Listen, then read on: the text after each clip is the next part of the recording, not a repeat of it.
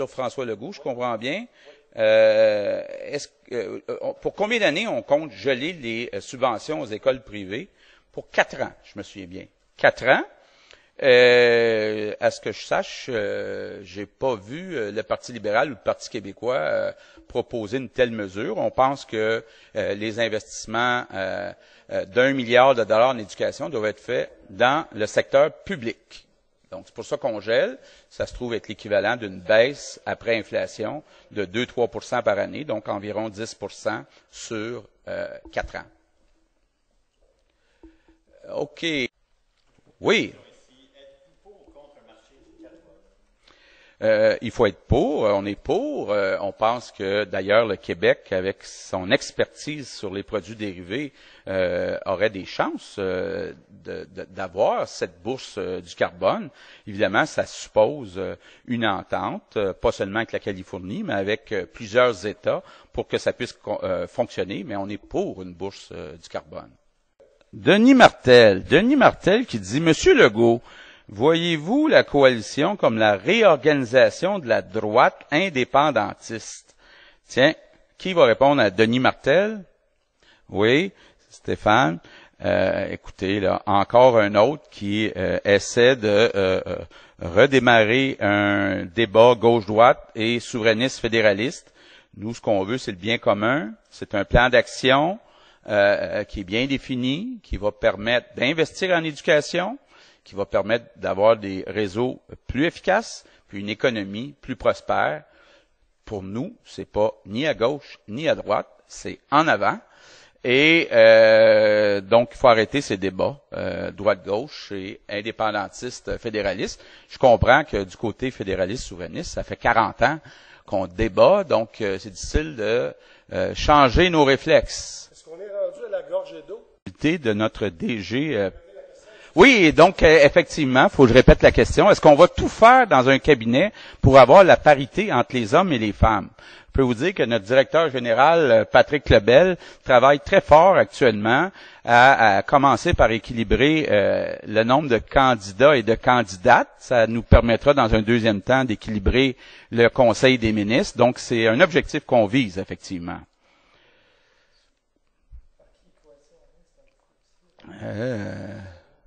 Comment c'était? Et dans ces comtés-là. Oui, François. Comment allez-vous augmenter l'aide financière aux études? Ben, déjà, il est prévu actuellement qu'il y a une certaine bonification, mais on veut être capable de libérer une partie là avec les coupures de dépenses, une marge de manœuvre qui pourrait permettre justement que tous les étudiants puissent avoir une accessibilité aux études sans aucune restriction. Donc, on veut bonifier surtout la partie prêt. C'est important de le dire, là. Donc, on ne veut pas bonifier la partie bourse, c'est une partie prêt. Et on veut aussi envisager la possibilité de mettre un remboursement proportionnel aux revenus. Donc, on va essayer de construire quelque chose qui s'autofinancerait, mais qui prêterait beaucoup plus d'argent aux étudiants avec un remboursement proportionnel aux revenus. Bon, et c'est un problème réel, la violence dans les écoles. Et il faut avoir une personne désignée qui se rapporte directement au directeur d'école et d'avoir zéro tolérance avec les actes violents. Il faut qu'il y ait un suivi. C'est presque la position de la Fondation Jasmin-Roy. Ben oui, puis la position aussi de Chantal Lompré, qu'on connaît bien, oui. Marie-Isabelle Roy. Oui.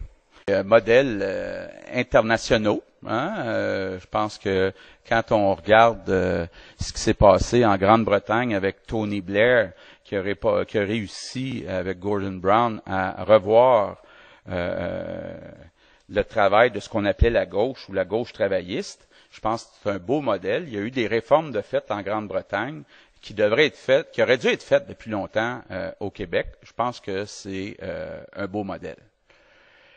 Après, on s'en va. Jean, êtes-vous en faveur de la liberté en éducation le cours d'éthique et de culture religieuse. Ça, c'est des gens qui voudraient avoir ce cours-là au lieu du cours de morale. Ouais. Ben écoutez, Mario, tu peux peut-être m'apporter une précision, mais je pense que le cours d'éthique et de culture religieuse à la fin du secondaire est pour tout le monde. Il y a un consensus là-dessus. Il y a un consensus là-dessus que donc, la religion, ça s'enseigne dans les familles, et le fait qu'il y ait dans les écoles de culture et d'éthique religieuse. Pour expliquer l'histoire des religions, ce qui est très important, ben on prévoit pas faire de changement de ce côté-là. C'est beau? Oui. Je pense qu'il y a encore du travail à faire pour l'égalité des hommes et des femmes au Québec. Donc, on doit continuer de les soutenir. Évidemment, je me souviens, lorsque j'étais au gouvernement, des discussions qu'on a eues avec Françoise David à l'époque. Il faut en faire encore plus, puis il y a encore du travail à faire. Donc, évidemment, il y a des objectifs qui sont fixés à l'école, mais on veut aussi, dans notre société, là, il y a une question aussi de valeur, avoir l'égalité entre les hommes et les femmes. Puis c'est important aussi dans la façon d'appliquer ce qu'on appelle les accommodements religieux. Oui.